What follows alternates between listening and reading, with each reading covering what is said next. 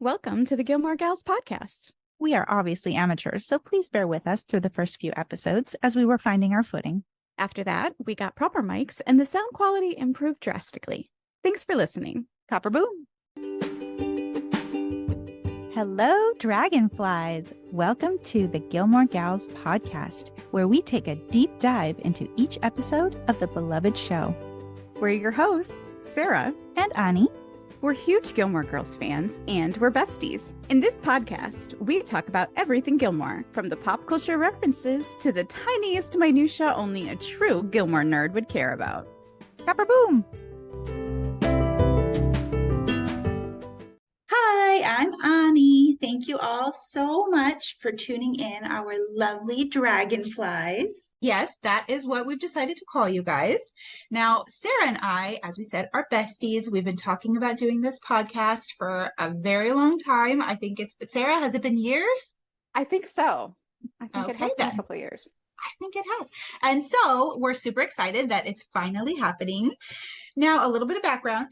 I started watching Gilmore Girls way back in the day when it was still on TV because I'm 1,000 years old and I was a grade ahead of Rory. So she graduated high school in 2003. I graduated in 2002. And then we got to go to college together, so to speak. And the show really shaped who I am, and it's always had a very special place in my heart, partially because my mom and I would watch the episodes together, and then the year that I moved away from home was the same year that Gilmore Girls ended, so it was just like, it was 2007. And so as Rory was saying goodbye to her mom with the, you've given me everything I need line, which those of you who know the episode, oh my God, it's heartbreaking, makes me cry every time. My mom and I were watching that episode together, and we were just crying and saying our goodbyes too. So that's why it's so special to me. And I've always identified with Lorelai. She's certainly my favorite character, although I think there's definitely a Rory streak in me somewhere. My AP Psych teacher used to call us bookish maladapted freaks, and I feel like that fits. And as for my favorite episode, personally, I feel like that's an impossible question to answer. It's like, who's your favorite child? I don't know. But I'll be sure to let you know as we're going along, as we hit my top phase. I'll be letting you guys know. So, Sarah, take it away. Okay. Hi, everybody. I'm Sarah, and I actually didn't watch the show until much later. It's actually thanks to Ani, that I got into the show. I was working in retail when the original show was on, and I worked a lot of nights.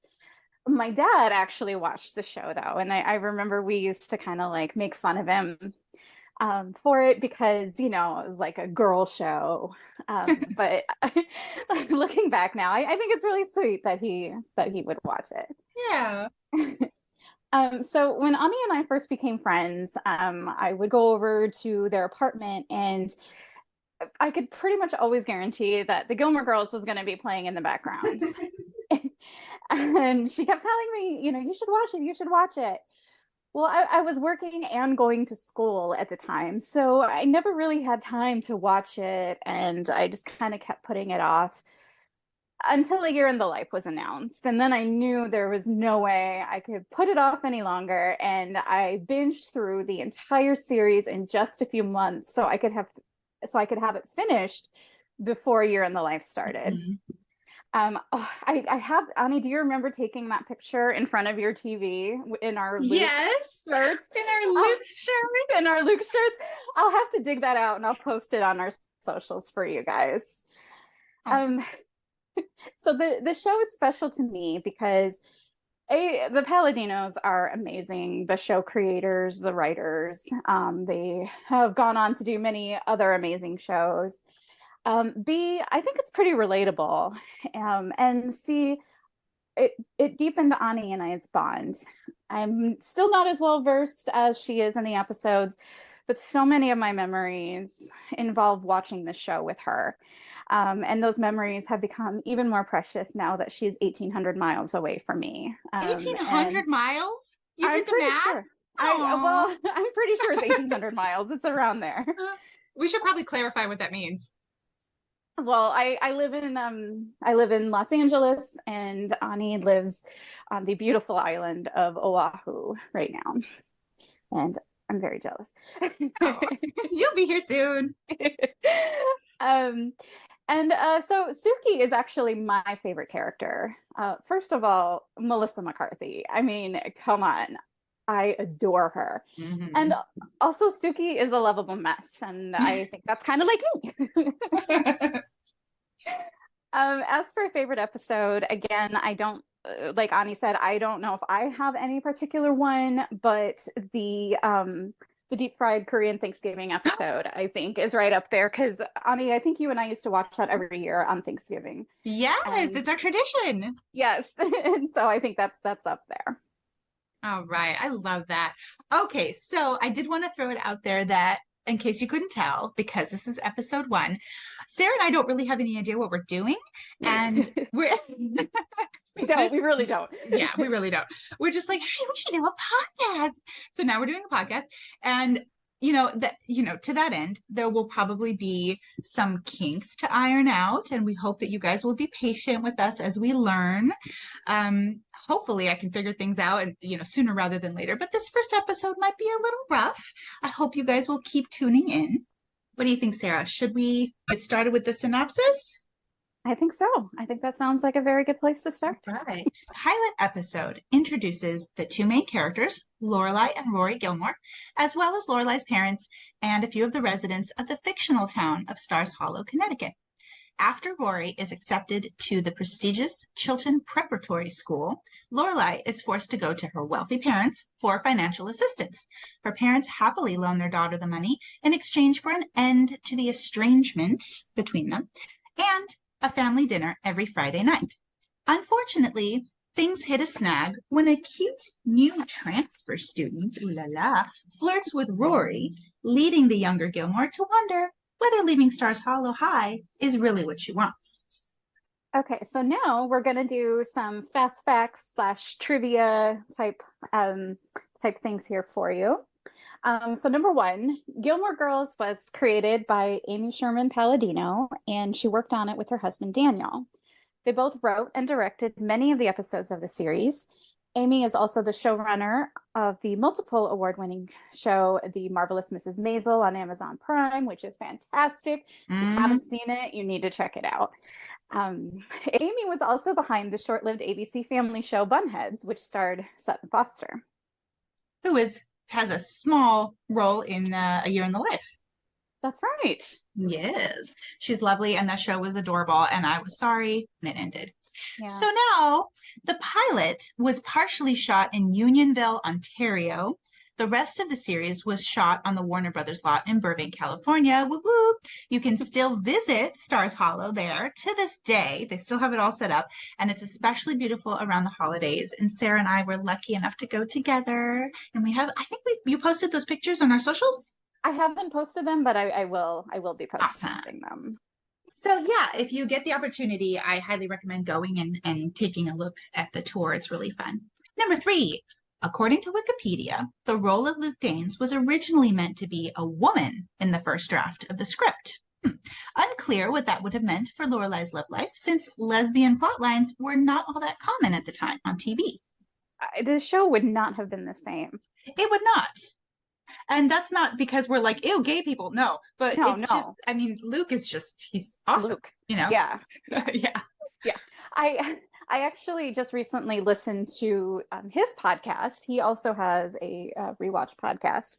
And I listened to the episode for the pilot. And he said that when he got the role, he was really only supposed to be there just for the pilot. Mm-hmm. But the chemistry between him and Lauren Graham, who plays Lorelai, was so fantastic that they offered it to him full time, which I thought was pretty awesome. Yeah, I think it's weird. I feel like she has really good chemistry with both him and the guy who plays Christopher. Mm-hmm. Yeah. All right. Okay. And then number 4, I did a deep dive on the term pilot in TV shows. I have always wondered why the first episode of a show is called a pilot. So I decided to go to the lovely internet and see what I could find. According to studiobinder.com, there is some debate about why the term pilot is used. One theory is that it comes from a pilot light. that the pilot episode sparks the flame that would be the series. Sure, why not? It's okay. Another theory is that a pilot, like an airplane or ship pilot, guides the rest of the series. So that's, that makes a little more sense. Does a ship's captain pilot the ship? Is that what it's called? That's what I feel like your husband would be the better person to ask. Yes, but that's true. In my research, that was what I found. Right. And then the theory that I like best is that a pilot is meant to serve as a prototype for the series. Mm-hmm. And then just a little bit more about TV pilots. Filmlifestyle.com says that pilots can be vastly different from the series, from location to setting to characters and even actors. Pilots are shown to networks, advertisers, potential audiences, and others to determine if there would even be any interest in the show. And when a show is picked up, they may need to make changes based on feedback from those previews. Interesting. And here I have a fun fact for you guys. Mm-hmm. This deep dive actually brought out a memory. When I was maybe 9, my parents got a call to see if they would be interested in screening a pilot starring Ralph Macchio, who was the Karate Kid. That's amazing. And I remember them getting the tape, and yes, this was back when it was on like a VHS tape. And I vaguely recall watching it, but I have no memory of the title or premise, and it was not picked up, unfortunately. Okay, this is amazing. Please tell me how. I mean, your parents weren't like Hollywood moguls. Why No, did they got a phone call. Like, this is just how, random? I guess this must have been like how they did it, like back in the 90s, and they were like, hey, they need people, like, test audiences, right, to watch these shows and see if they. So I thought like that was like such a big deal because That's amazing. I lived in such a small town, and I was like, wow, I felt like we were kind of a big deal. And then one last little note on that. Pilots are often written by show creators, and the main characters typically stay the same when a full series is ordered. That's your deep dive on pilots. One more thing. There was a different original pilot for Gilmore Girls, but it never aired. And in that one, Suki was originally played by Alex Borstein, who goes on to have a couple of memorable guest star roles on Gilmore Girls, in addition to lending her voiceover talents. You will recognize Alex from her many roles, including as Lois Griffin on The Family Guy, which is an amazing show, and the role that earned her 2 Emmy Awards, Susie Meyerson on The Marvelous Mrs. Maisel, which is another show by Amy Sherman Palladino. And another weird thing is that Dean was originally played by a different actor altogether. So as much as I don't like Dean, I think What's-His-Face did a pretty good job with the role overall. I don't think it's his fault that Dean is written as a loser. Oh, I put it out there. Team Dean, Team Jess. Cue the hate mail. I know, right? Oh, and then Team Logan. Ugh. I can't stand any. Oh, well, no, I like this. But anyway, all right, I digress. I was going to say, I think Alex Borstein is amazing. And I feel like she could have done Suki justice too, But Melissa McCarthy is just a genius. So she was perfect for it. Yes. Okay, so now let's break down the pilot episode. So this episode starts with Lorelai requesting coffee and Luke trying to discourage her, which is a runner throughout the entire series. Luke famously serves the best coffee in town, but he prefers to drink tea. He's kind of a food, like a food snob in a way. Like he doesn't like unhealtly food. He doesn't drink coffee. Kind of weird. Yeah, I'm like, why runs a diner? Right? Why did you open a diner if you are gonna and he shames people for ordering does food. I'm like, what? I think there's at least 2 episodes where he comments on how everyone in there is a pig, or just like how much contempt he has for his customers. All right. And then after she gets her coffee, some rando guy tries to hit on Lorelai, right? And as I'm watching the pilot, I was like, what is this crap, right? So this is me getting on my feminist soapbox, and I understand I'm going to get hate mail for this, but that's fine. So first of all, say hello to male entitlement. She tells him she is, I know, she tells him she's not interested. And he just sits down at her table anyway. And she's just smiling, he starts chatting her up. I don't know you. I don't know your people. I didn't even look in your general direction. Thank you very much. Get out of my face. Why does he think he's entitled to sit down and just whatever? And of course, Lorelai politely rebuffs because ladies, we're not allowed to not be nice, right? And then what does this loser do? He keeps trying, of course, because a woman doesn't really mean no when she says no, right? Okay, the rant is over. The struggle of being a woman is real. Seriously. Yeah, I was just appalled, like, watching that. And I was just like, I have been through this, Ani. I'm sure you have been through this. I'm sure every single female who listens to this podcast, and probably even some males, will, can relate to that as well. It's absolutely, Ryan is my husband. Ryan and I are always saying the patriarchy hurts everybody. It doesn't just hurt women. Moving on. All right. Okay, so then Rory comes in and Ani notes that her voice is about 3 octaves lower than the Rory we come to know later on. I personally didn't catch that, but she's like, hey guys. She's also like the expert in the Gilmore Girls. So if that's what she says, then I'll believe her. I'm telling you, she doesn't normally sound like that. Anyway. In this scene, we kind of get like our first glimpse of how old Gilmore Girls actually is because they reference a CD. I don't even know if people, if the kids these days even know what CDs are. I know, right? They were such a big deal. I remember when I got my CD player, I was so excited. God, I know. Do you want to know what my first ever CD that I ever bought was? What? Mariah Carey Music Box. Nice. What was yours? I don't remember. I think it was probably Debbie Gibson or New Kids on the Block. Very nice. Yeah. So CDs, right? They reference Macy Gray. I don't know if anybody even knows who she is. She disappeared from the face of the earth after leaving us one of the most annoying songs ever committed to vinyl. It is not that bad. It is so bad. They played at the end of They played at the end of this episode, so you know what song I'm talking about. Oh my God, she sounds like a gremlin. Okay, moving on. Okay. Lorelai gets up to fetch Rory some coffee, and the same dumbass from before goes over to the table to now hit on Rory, who is obviously a child. I mean, come on. It's just gave me the heebie-jeebies. And we find out that Rory is Lorelai's 16-year-old daughter. And he says, oh, how can this be? They look like you look like you could be sisters. And then we have a slight continuity error right here. We have, they reference that Rory is already 16, but in episode 6 is when we have Rory's birthday parties, indicating that she turned 16 in the future. And then also for anyone who doesn't know, when Lorelai calls Luke Officer Krupke, it's a reference to the classic musical West Side Story. That's funny. He does kind of police her a little bit. But she's so much of a feminist, she doesn't really, Yeah. So let's see. Are you my new daddy? Did you want to say something about that?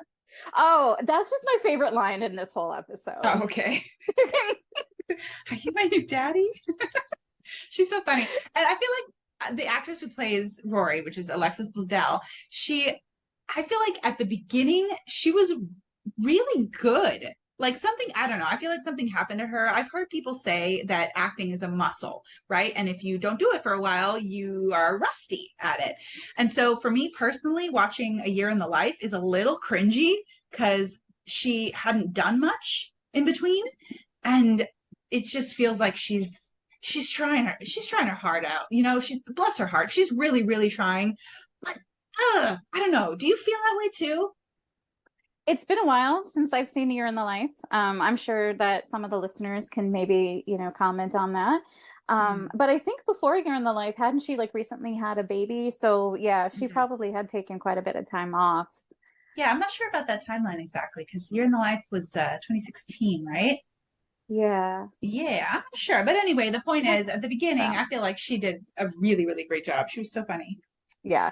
Yeah, she was. Especially so young, like it's hard Yes. when you're young like that. I think she was 18 when the show started. So that is, that is still pretty young. That's still young. Yeah. All right. Next scene, we see Lorelai at her work, where she's the executive manager of the Independence Inn. And we meet Michelle, who is the French concierge. We also see Alex Borstein in her first Gilmore role as Drella, the harpist. And it turns out she actually does play the harp. I thought that was really cool when I found that out, because like the harp has to be one of the most difficult instruments in the world, I think. I don't know. Absolutely. And I don't know how you would fake that. So of course she had to be, really playing. Yeah. You want to take the next thing? Yeah. So again, I listened to I Am All In, which is Scott Patterson, aka Luke's podcast, and he revealed that, and I think Ani kind of maybe alluded to it earlier, but Alex Borstein was actually supposed to play Suki, but she was still under contract to Mad TV at the time, and so we got the wonderful Melissa McCarthy. Oh my God, Mad TV. Did you used to watch that? I did not. I did. She was so funny. I bet she was. I mean, she's always been funny, but there was this one character that she did that was super racist. And it would not be okay today. Yeah, I'm sure. One last little tidbit about Alex Borstein is that she actually used to be married to Jackson Douglas, who we will meet later on in the series, and he plays Jackson Belleville. I'm sorry, go ahead. No, it's okay. I was just going to say who, we know ends up marrying Suki. Ah, yes. So, spoiler alert. So, Jackson Douglas. Take that out. I don't know. Did we say somewhere that there would be spoilers? Did we ever mention that? I don't know but it's a rewatch podcast. So I'm assuming people are going to be okay with spoilers. I hope so. So Jackson Douglas, actually, it turns out, I think, I shouldn't say for sure, but I'm pretty sure he directed some episodes later on. I think he might have. That anywhere? Yeah. I think he did. Yeah. So next up, we see Rory. She's walking to school with her best friend Lane Kim, who is played by the incomparable Keiko Agena. And Keiko was actually 27 years old when the show started. So she looked like a 16-year-old. She did. I mean, she's petite, but she was 27. Alexis Bledel was 18. Holy crap. So we hear Lane say, "my parents," which is a mystery that goes unsolved until A Year in the Life, the miniseries, because up until that point, we only ever see Mrs. Kim, her mom. But for the first few seasons, Lane always says, "my parents," up to a certain point. And then we don't hear her say it anymore. So it's like her father disappeared. I don't know. It's so weird. But then in A Year in the Life, he actually shows up for one scene specifically to address that issue.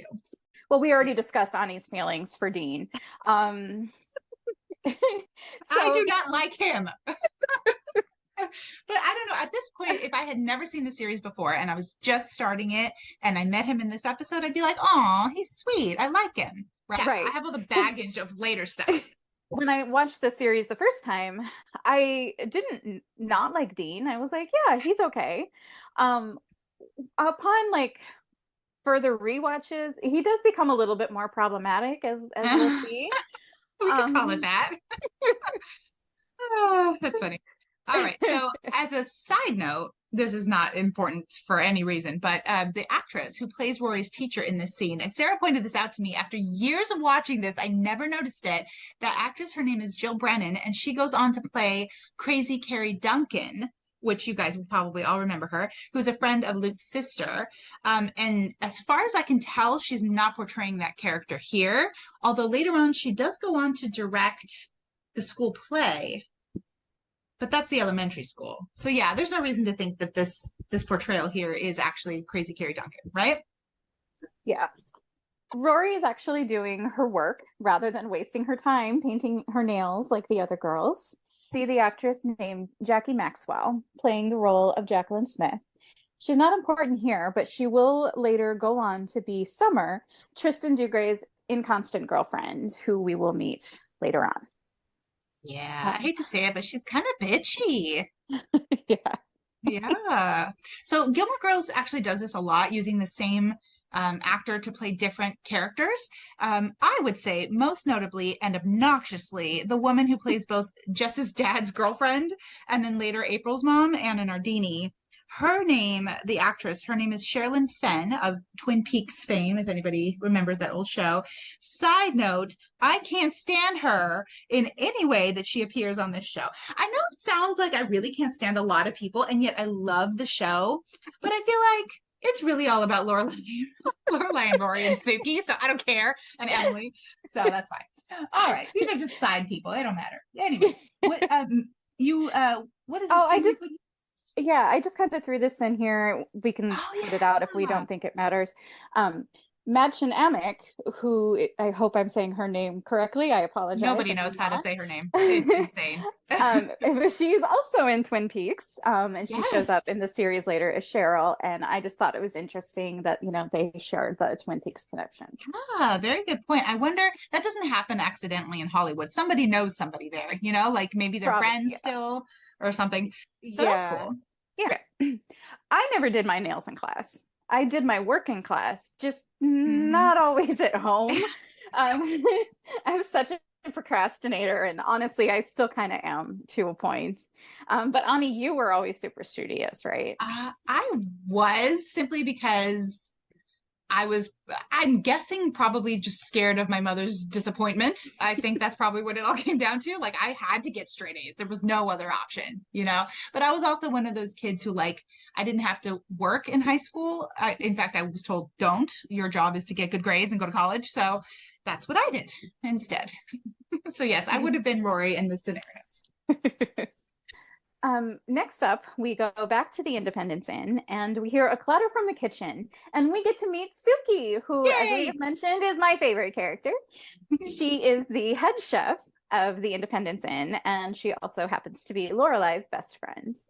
She's also incredibly clumsy, as evidenced by the Band-Aid and wrap around her wrist. That's another thing to be looking out for. We also learn for the first time that Lorelai and Suki want to open their own inn one day.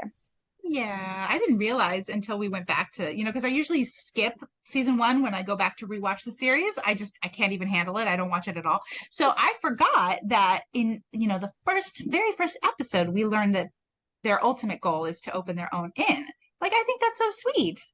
Yeah, I thought that was really cool that was, that they started the series with that, that was the plan that they had. And I thought that was really cool. And then they make it happen. And then in a year in the life, Suki craps out. Yeah. But I love her. I love Suki. She's fantastic. Yeah. It's funny. She does get hurt a lot. But then as the series goes on, she becomes less accident prone. Mm-hmm. I think she was meant to be more of a goofy character at the beginning. And then she becomes less so. Wouldn't you say? Yeah, I think she kind of grows up a little bit. She gets married, she starts having the babies, and so many babies. Kind of so many babies. So I think it's also really cool that I identify with Lorelai and you identify with Suki, and they're besties. Yeah, that's so great. I adore your daughter, just like Suki adored Rory. So. Yeah. Well, Zoe, my daughter, is nothing like Rory. Fortunately and unfortunately, in some ways. All right. So Rory and Lane next head over to Lane's house, which is also Kim's Antiques. So it's just an antique shop and they kind of live above it. And we find out that Mrs. Kim, quote, doesn't trust unmarried women. And that's why she doesn't like Lorelai.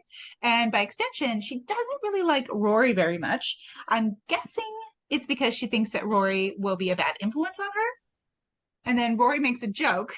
This is great. I love Mrs. Kim.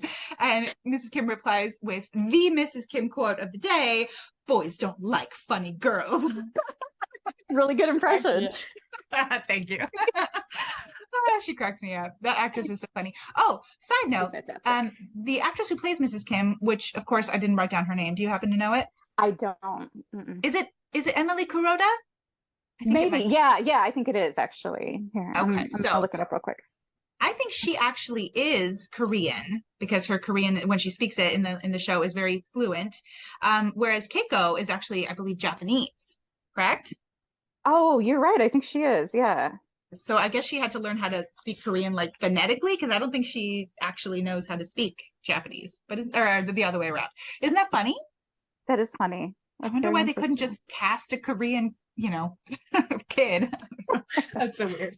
Well, she's great for the role, so But she's I don't mind. I was gonna say she's perfect. Okay. Then we're gonna go back to the kitchen of the Independence Inn, and we see sous chefs basically making sure that Suki doesn't kill herself. And I had to laugh while I was watching this because it honestly kind of reminded me of me and my husband when I'm in the kitchen. Um, I am newer at cooking and he is much better at cooking. And so I think sometimes like he's always worried that I'm going to burn myself or cut myself or something, Aw. which to be fair, I have done both of those things. Um, and also being a short person, I do have to rely on him a lot to come get things off of high shelves. So Do you want to share how short you are? I'm 5'1". So yes, I am I'm very short. I think I'm actually even a little bit shorter than Melissa McCarthy. I've sworn you were 5'2", actually. No. I No, think I'm being 5'1"? very generous when I say I'm 5'1". Yeah. And you know what's funny? I'm actually 5'9", which is the same height as Lauren Graham. Yeah. And that's just weird. Yeah, that is weird. Rory goes to visit her mom at work, and we find out that Rory has been accepted to Chilton, the prestigious private school. Cue one of my favorite exchanges of all time, which Sarah and I are now going to act out for you. I am going to play Rory, and Sarah is going to play Lorelai. Ready? I'm ready. You're happy. Yeah. Did you do something slutty? I'm not that happy. I love it so much. She's like, did you do something slutty? Like she knows her mom so well. Oh, that's fantastic. Especially because we find out that she had actually offered to sleep with the dean. I mean, as a joke. No. Get Rory into school. Oh yeah, she does say that right She after. does say that, yeah. She was like, it was a joke.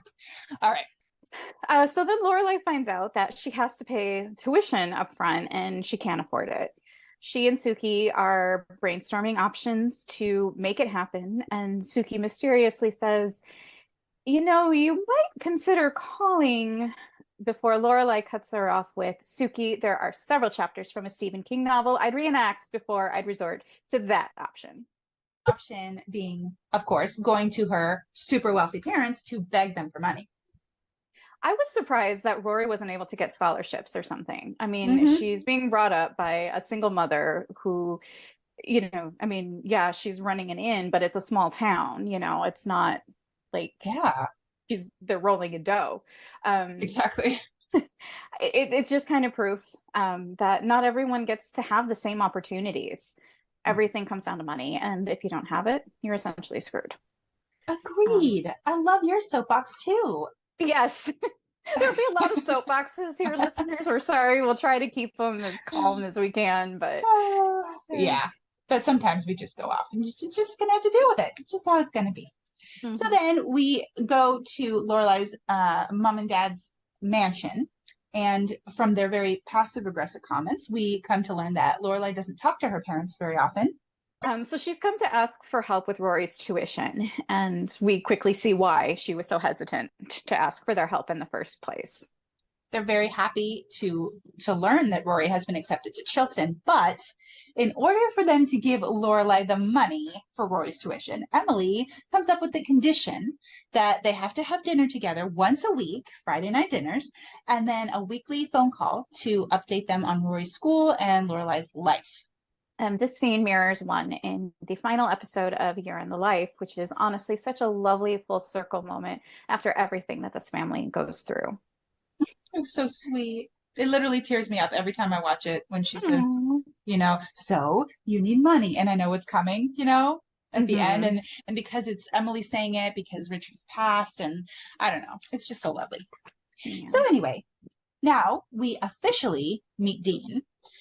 Who is the cause of much fan debate. Love him or hate him. And as I mentioned before, I can't stand him. It's the year 2000, buddy. What's with the 1995 haircut?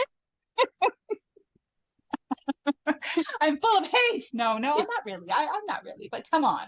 Tell us how you really feel about Dean. And then also he lets Rory know, okay, he lets her know that he's basically been stalking her, which is very pre-Me Too romantic. Like that nowadays, I would be like, okay, that's not okay. Don't do that. That's weird. But back then it was like, oh, how sweet. Yeah. Blah. We find out that Rory is a nickname for Lorelai and that she reads a lot. Also find out that Dean is as dumb as a box of rocks. Poor Jared Padalecki. It's not his fault. I'm sure he's a very decent, intelligent human being. Rory and Lorelai are having dinner at Luke's, and Rory starts to have second thoughts about Chilton, and she and Lorelai begin to argue. Now, Lorelai doesn't have the background info that Rory just met a handsome new boy that day who attends her old school. And this is the first in a long line of terrible decisions that Rory makes vis-a-vis the men in her life. And sadly, we will see that her mother actually also makes similar decisions. Mm-hmm. Terrible. Oh, there is a continuity error here. Now, those of you who love the show, they're having dinner and they're having salads. They don't do that. The Gilmore Girls do not eat salads. And then also Rory has a lot of makeup on, which is very unusual. I noticed that too. I thought that seemed very out of place. It must have just been like, they're still trying to figure out who the character is. But they reference in the first day of like when Rory goes to Yale that she's a very simple, when it comes to like her face, she's very simple. Just a little bit of mascara, copper boom, and she's done. Anyway, moving on. Oh, another thing I noticed, they never ever pay. Like going forward after this episode, they left money on the table, but normally they never pay. They eat and they leave. Always. Have you noticed that? Yes, I have. And they also do one of the biggest pet peeves of mine in any movie and TV. And that is that they have a table full of food and they don't touch it. I know. It's so obnoxious. But like listening to, a shout out to the Office ladies. We listen to that podcast and we love it. They have mentioned many times that if you're going to do like 57 takes of something, the continuity errors of having some stuff on your plate and then not having some stuff, that it's just too complicated. So they sometimes will just fake it. Like I've noticed there's a few episodes where like people will pretend to take a bite of food off of their fork, but there was nothing on the fork. Mm-hmm. Yeah, stuff like that. So anyway, you and I pay a lot of attention to food. I understand. Yeah, I understand why they do it like that, but it's just like you have like it looks so good, and you're just not even gonna eat it.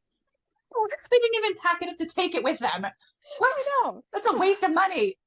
Plus, if we learn one thing about these two girls is that they love to eat, and so then for them to not eat it, it's just silly. Okay, so the girls, as we mentioned, they pay, they leave Luke's diner, and then we see Lane as they're walking by. We see Lane with her date and the chaperone having what looks like a terrible time on the hayride, and this goes back to Mrs. Kim always trying to set her up with people who don't make any sense for her at all. We also get to meet Mrs. Patty, who is just amazing in every scene she's in. And she gives us our first mention of Taylor Dozy, who we don't actually see in this episode, but I wonder if they hadn't cast him yet. Yeah, I don't know. I love Taylor. I think he's the best. He's fantastic. I mean, not so much the character, but the actor who plays him. He's so good at it. Yeah. We should probably look his name up. Anyway, so Miss Patty, who's awesome, she also mentions to Rory that she found a job for Rory's new, quote, male friend working as a stock boy at Taylor's supermarket. Now, supermarket is also in air quotes because it's literally the size of my living room. Okay, but I digress. Small town. Small markets. It's good if you grew up in a small town, but was your supermarket that small? It wasn't that small, but I mean, it wasn't very big. But it was also on the outskirts of town for like a shop like that, like in a small, like in the center of a small town like that. It makes sense. There wouldn't be a lot. Yeah, it would make sense for it to be small, and I feel like it's meant to be just like, I need to grab a couple things. Like you're not going to do like your weekly grocery shopping at Taylor's probably. Oh, okay, that makes sense then. Why don't you tell our beautiful dragonflies where you grew up and the size of your town? I grew up in a very, very small town of, I think, less than 5,000 people, called Buchanan, Michigan. It's like, as I mentioned, it's a very small town. I'm looking at my hand and like pointing to where it is, but nobody can see it. Um, but it's a southwest corner of Michigan. So like, I think it was maybe a 30-minute drive to Lake Michigan. We were also very close to the Indiana border, if that helps anybody out there. But yes, a very, very small town, very charming, small town, especially in the winter. Oh my, don't get me started on winter. You know what? That's one big difference between me and Lorelai is she loves the snow. I can't stand the snow. I hate it. All right, moving on. Hearing this news about Rory's male friend, we get the start of our first big fight, right? By my count, this is one of 3 total big fights throughout the series. Plus, there's one more in A Year in the Life. Correct me if I'm wrong, Dragonflies. I might be wrong, but I think there's a total of 3. Lorelai says that Rory is exactly like her, someone willing to throw important life experiences out the window to be with a guy. She's not wrong. She's not wrong. And then after some back and forth, Lorelai tries to remind Rory that she's always been the sensible one in their house. And we find out that Lorelai actually had Rory when she was only 16 years old. And Lorelai decides to play the mom card and tells Rory she's going to Chilton whether she wants to or not. Very, very mom card. Mm-hmm. We also have a set continuity error here, and there is at least one stair separating the living room and the kitchen that we see Rory kind of when she storms off to her room, and in the rest of the series that step is no longer there. Mm-hmm. And this scene ends with both girls playing my favorite Macy Gray song of all time. Oh my god, so bad, so bad. What is it called? I don't even remember. I gotta say goodbye. Oh my gosh, I can't remember the name of it. It's slipping my mind right now. It's awful. But you know what it sounds like? Oh, I just realized something. You know what Macy Gray sounds like? There's an episode where Lorelai is no disrespect to Macy Gray if you are. No, she's great. She's fine. It's fine. It's just that song is so obnoxious. There's an episode of Gilmore Girls where Lorelai's on the phone with Luke and she's going, "Hello, darling." Yes. Oh my god. Who's she imitating? Louis Armstrong, right? Louis Armstrong. Yeah. Oh my god. And when she does that, and then she's like, at the end, oh my gosh, it's Macy Gray. Sounds the same. Oh my god, so much shade. All right, moving on. We're back at the inn and we see that Suki has destroyed a stove. Rory shows up sulking at the front desk. And Lorelai quickly sends her home because she's being, pissy and not very nice in front of the customers. And that shows us that, they're still upset with each other. They haven't quite wrapped up that fight. And then we see Rory and Lorelai arrive for the first of many Friday night dinners. Spoiler alert, it's a complete disaster. We see the first of many of Emily's maids, which we'll be keeping track of. This maid doesn't have a name. She doesn't even have a credit on IMDb. Like, it's not a credited character in the list of all the characters of the I guess because she doesn't have a line, maybe? Yeah, probably. Well, there is a continuity error here. Rory tells her grandpa, because he's like, "You're tall," and he's like shocked about it. He's like 6'3". Of course she's gonna be tall, right? And like Lorelai's tall too. And so Rory tells her grandpa she's 5'7". But in season 4, Lorelai tells Kirk, for some reason, there's like a break into it doesn't matter, that Rory is about 5'6". And my question to the audience is 5'7" tall? Speaking as a 5'1", yes.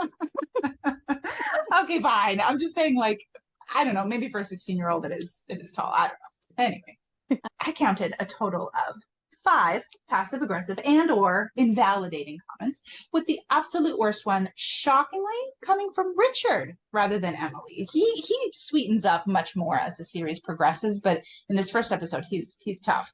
It's the first time we also hear about Christopher, which is Rory's father, and Richard says to Rory, "He always was a smart one, that boy. You must take after him."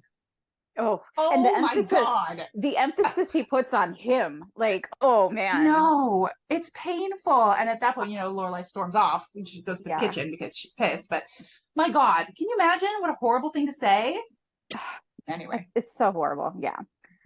So I totally don't blame Lorelai when she storms off to the kitchen. But she is quickly followed by her mother and we get our first Lorelai Emily showdown, which I have to say they can be very hard to watch, but oh my gosh, they're so good. These two actresses are phenomenal. Yes, they really are. Yeah.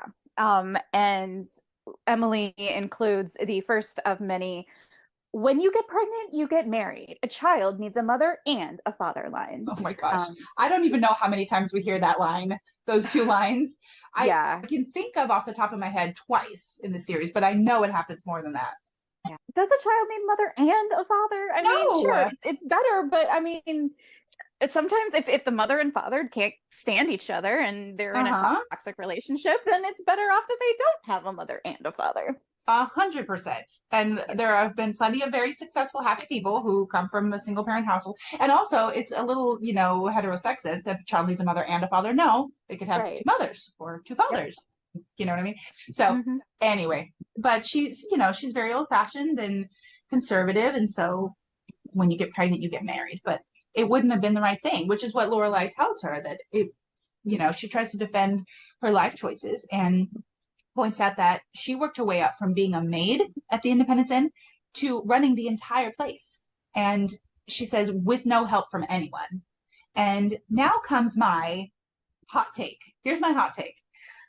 I kind of agree with Emily to a certain extent when she says, sure, you did all of that by yourself, but think of where you would have been if you had accepted a little bit of help, and where Rory would have been if Lorelai hadn't been so prideful that whole time.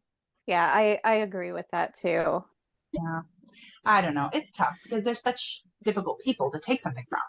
Yeah, that's true, because they're not going to just help you out. Like, they're going to be very controlling about how they help you out. And yes. And, there, as we have seen, there are conditions to their help. Yes, as Lorelai says to Rory at one point, I think it's the graduation from high school episode, hello, Pinocchio, those are strings. There's always strings attached with these people. And actually, Rory ends up saying that back to Lorelai later on in the series. I remember so much minutia from this show. Floating, I love it. It's fantastic. All right. So then, finally, I got to say, that's a little, back and forth. It's fantastic to watch as just watching them as actors, but it's a major eye roll that Emily rebukes Lorelai for her pridefulness, when in reality, it's Emily and Richard who are seriously some of the most prideful people in the entire world, which you'll see as the series develops. It's like it's the pot calling the kettle black. So throughout the dinner, it slowly dawns on Rory that this entire evening is a nightmare for Lorelai. And during the Lorelai-Emily kitchen showdown, Rory even overhears that Lorelai is willing to submit to this torture just so that Rory can go to Chilton. That's love. So these scenes between Lorelai and her parents, even though they're painful to watch sometimes, are some of my favorites, because the chemistry between all these people is just, it's amazing. All the actors, I don't know how the casting people did it, but it feels like they really are a family. Yeah, it was so well cast. Now we are to the last scene of the episode, and the girls have made up mostly due to the fact that Rory feels sorry for Lorelai. She tells her mom that she thinks she was really brave to ask her parents for the money for Chilton, and Rory confirms that she will indeed be switching schools after all. Luke is sickened by their food choices. As we mentioned earlier, he's a very judgy diner proprietor. And Rory, and he tells Rory to eat something healthy because, quote, you do not want to grow up to be like your mom. To which Rory responds, sorry, too late, which both girls smile at, which is so nice. Thus laying the foundation for the series by letting us know that this mother-daughter duo, separated only by a mere 16 years, are best friends, confidants, and partners in crime. It is a truly unique and very special relationship that was never done before in the history of television. Thanks for listening. If you enjoyed this episode, please leave us a review and share with your friends. If you have any questions or comments, if you feel like we left anything out or got anything wrong, you can find us on Instagram and TikTok at the Gilmore Gals Pod. And we also have a Facebook page. Don't forget to subscribe to the podcast so you don't miss any future episodes. Copper boom!